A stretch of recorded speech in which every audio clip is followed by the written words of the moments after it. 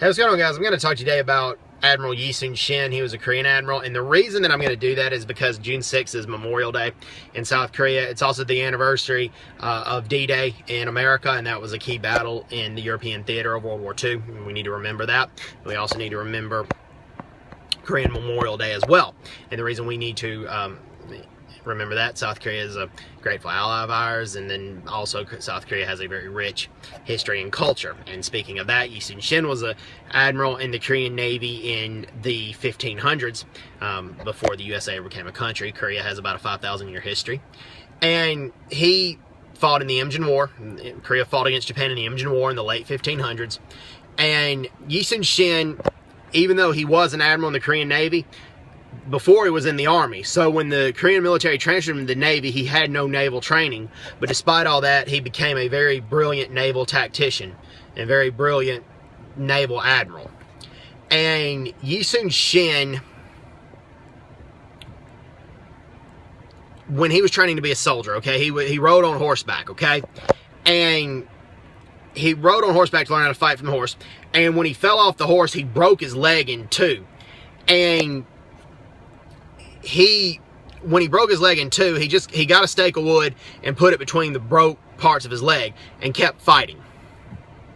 That's how tough and how determined Yi Soon Shin was. He's very tough, very determined. And when he went on diplomatic missions from one Korean city to another, he only ate enough food to keep him from starving. He gave the rest of the food to the men that he fought with or served with, or when he got back to his original city, he gave the food back to his bosses and to his commanders. He felt like he didn't need to take any more than what was absolutely necessary to keep from starving. He was a very determined individual and very selfless. Also, when he got to the South Korean Navy, or when he got to the Korean Navy, Korea was one country at the time, one unified kingdom under the Joseon dynasty. When Yi Soon Shin got to the Korean Navy, Yi Soon Shin fought in the Battle of the Hansando. April 13th, 1592, Japan attacked Korea. Yi Soon Shin predicted that.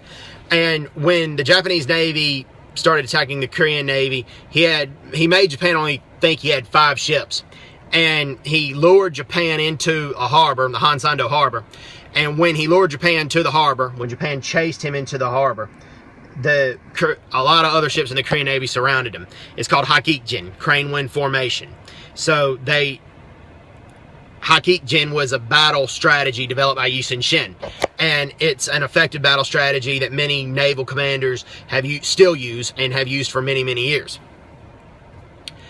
And also, he fought in the Battle of Myeongryang. In that battle, Japan had over 170 ships. They had close to 200 ships.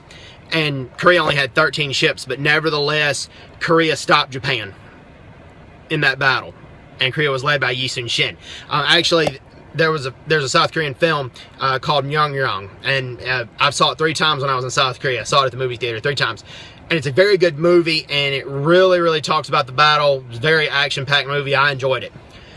So, God bless Yi Soon Shin for his selflessness, determination, and courage, and toughness. Also, Yi Soon Shin had a relative that was a well-respected scholar in the Korean courts. But Yi Soon Shin never asked this relative for help getting promoted or for any special favors. So Yi Soon Shin was a very self-determined individual. So, anyway, hope everybody's doing well, and God bless Yi Soon Shin for being a prime example of what a soldier should be.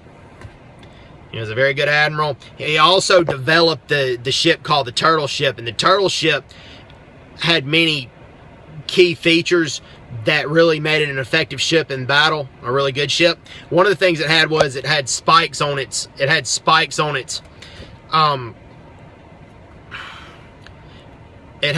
the ship. Okay, it had spikes there, and the reason it had spikes is that prohibited the enemy from ramming their ship into the Turtle Ship and jumping to the Turtle Ship to take it over.